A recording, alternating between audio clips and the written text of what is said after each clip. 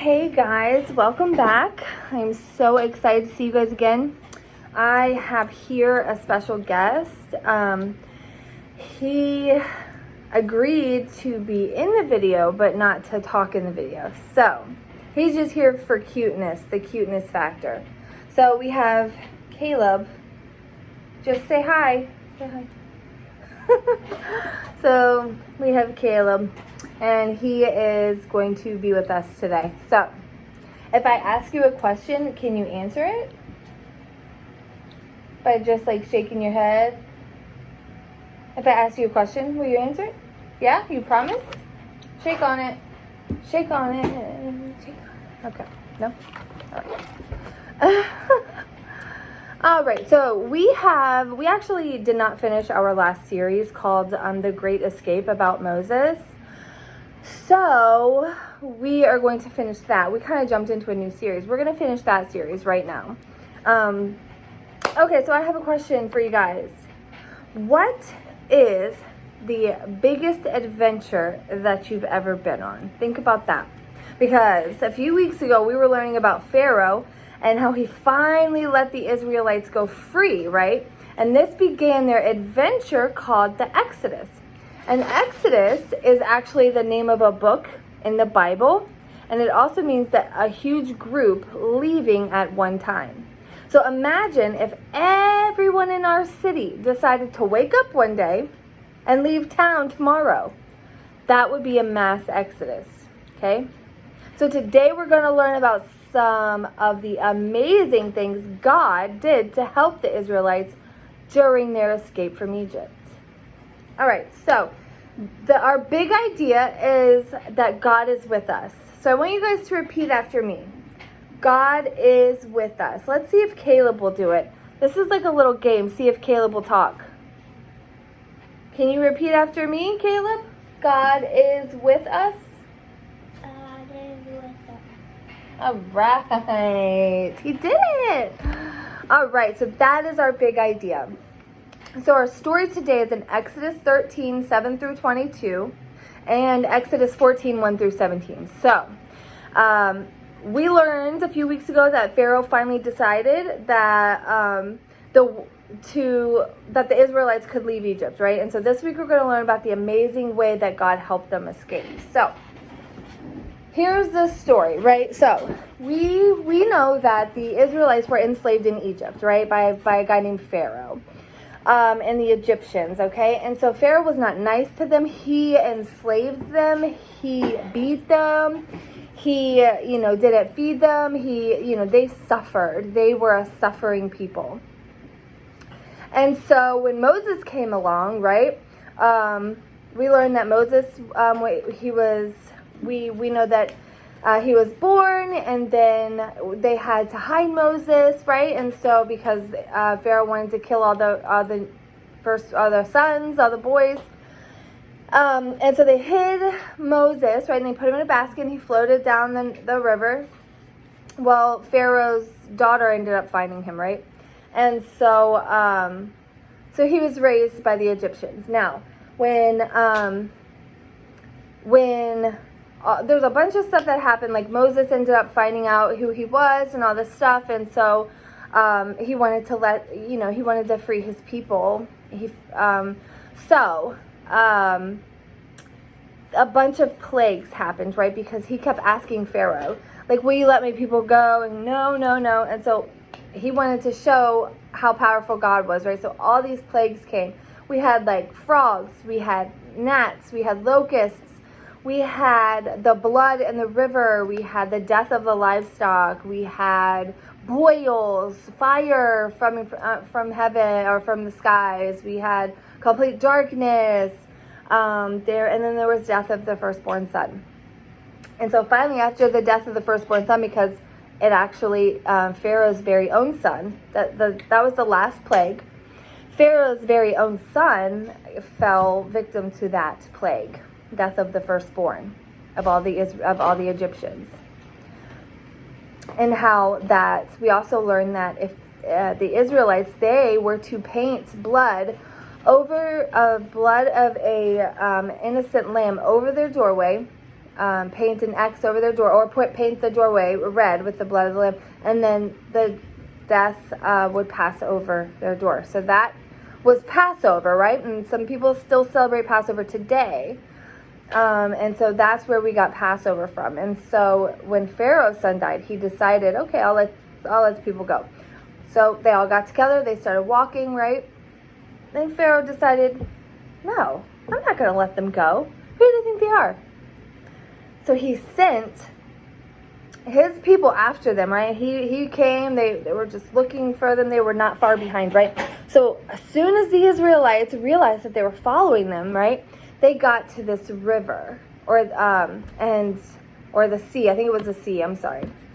And they couldn't cross. There was nowhere to go. The water was in the way. There was land on the other side of this big sea, but there was like nowhere for them to go to run from the Egyptians that were closing in on them. So they're right there. They're standing there. They see the other side, right? And they're like, oh my gosh, what are we going to do? They get angry. Why did we listen to you? Why did we come? We should have stayed. Well, Moses, right, held out his staff. And because you guys remember, the Lord gave Moses came to him on a burning bush, right?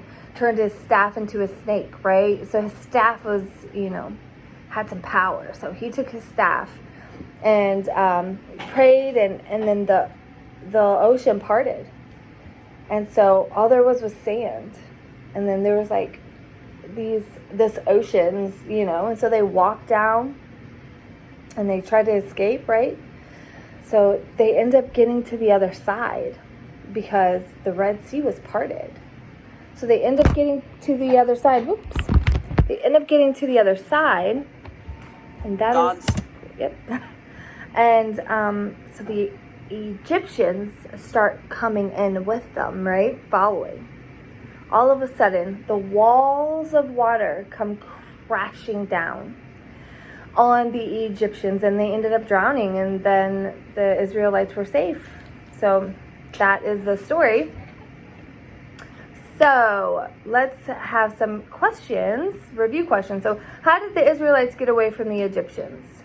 We just talked about it, right? God performed an amazing miracle, and he parted the Red Sea for them to walk on dry land. How exciting. That is amazing, right?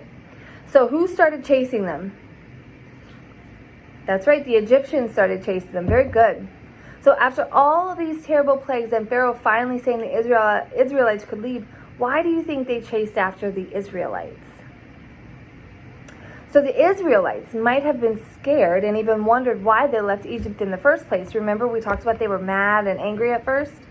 Moses told them that God would fight for them. So what happened when Moses held out his hand over the sea? The waters parted, right? They parted so that they could walk through on dry land. So what do you think it would be like to walk on an ocean on dry land? How would you feel if you were about to do that? So I think it would be pretty cool because we could see all the cool stuff at the bottom of the sea. I actually have this bowl of sand that I like to play with while I'm working. It's almost like, you guys had those little fidget spinners. I just think it's so relaxing and so cool, and I like to play with it while I'm working. Helps me think. So I love sand. So how does this story show God was with the Israelites?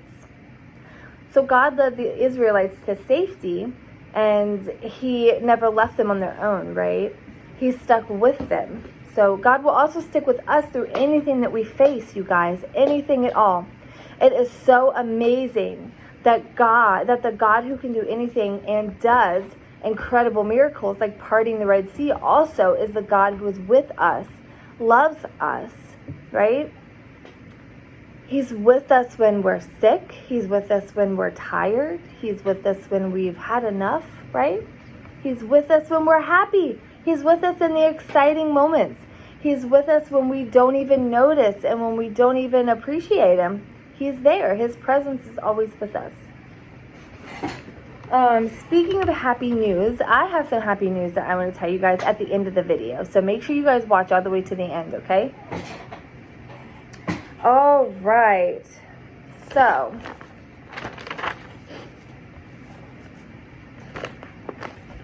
When the Israelites escaped Egypt, it was exciting but chaotic. Can you imagine? So it was a scary time for them, right? Especially when the Egyptians started chasing them. So when God parted the sea, he showed the Israelites his power. But he also showed them that he was right there with them the whole time, right? And how amazing. I know that there's been times in my life where I have really felt alone. But then God would show me something and show up in the most unexpected ways. And it always made me feel so comforted. So I want you guys to ask your parents, try this at home. Get a bottle of water, right? Fill it half up with water and then half with oil, right? And then put food coloring droplets in it. And you'll see how it separates, right? So just like the oil and the water in the container, it divides into two distinct liquids, right? God divided the waters of the Red Sea. So I want you guys to try that out. So we can also look at this illustration in a different way. If the water represents us, right, then the oil represents God. So it reminds us that he is with us in the chaos and in the calm. And when life is going well, it is easy to remember that he is right beside us, like the oil and the water, right? So, but when life is messy, he is right in the middle of it, of our mess with us as well. So God is with us even when we face hard things, or when we're sad, or when we're scared. So I want you guys to always remember that. You can always cry to the Lord, and he is always there.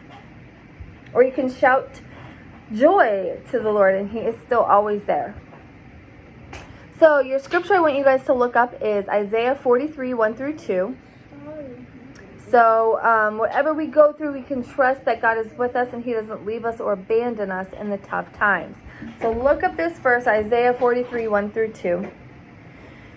So today we learned how God was with the Israelites as they fled Egypt and walked through the Red Sea, right? So just like God was with the Israelites, he is with us too. So we are going to pretend like we are walking through the Red Sea, right? But this time we cannot get caught in the sea. So we're going to make it to the other side. So like the Israelites did, because God is with us, you are going to pretend like you're walking through the Red Sea, right? And I want you to pray in your mind that maybe you want God to help you with a situation that is scary for you. So pray that God will help you remember that he is with you. So I want you to pretend you're walking through the Red Sea, right? And that you're so scared. And I want you to pray for something that actually might be bothering you. So I want you to stop and pray. Pretend you're in the Red Sea and pray. And I want you guys to remember that God is always with you in that moment, right? In that scary moment. So your memory verses, guys, are Colossians 3:20 and Psalm 46:10. Okay, Colossians 3:20, Psalm 46:10. So our discussion questions that you guys can talk about with your parents. When the Egyptians chased the Israelites, what was in the Israelites' way? What did Moses tell the Israelites when they were scared? What incredible thing did God do? Have you had a time in your life when you knew God was with you? How could you share with someone else and let them know that God is with them? How will it change your response to difficult circumstances when you remember that God is always with you? Those are some discussion questions, and I have a craft too. So I got a blue paper plate, and all the sand is falling off. And I just made some water, right? And these are supposed to be waves. I cut out construction paper. You guys can use blue paper, or you can color your paper blue. Or you can use wrapping paper, anything really. And I cut it like this, right? And I glued it on the sides. Then I took brown paper. I just added sand for fun. You guys don't have to. You could go add some sand outside or dirt. But I have this brown piece of paper I put in the middle. That's what they walked on, right? And then I have fish over here. Isn't that cool? It's like the parting of the Red Sea. So that is our lesson for today. Now, I have some news I'd like to tell you guys because it's really exciting for me. So, Miss Amanda, you guys know Mr. Ryan, right? He is always with us in children's church, and you guys know him. He's helped out a lot. He was at Vacation Bible School, and He passes out bags with me on Sundays for those of you who come to service. So we actually got engaged. So Miss Amanda is going to be married, and I'm really excited. And I would love to share all the pictures with you and everything. So I cannot wait till we get back into service and we can share that together. So I love you guys, and I miss you. And we will see you soon. Are you going to say bye? You going to say bye? Bye. All right. Love you.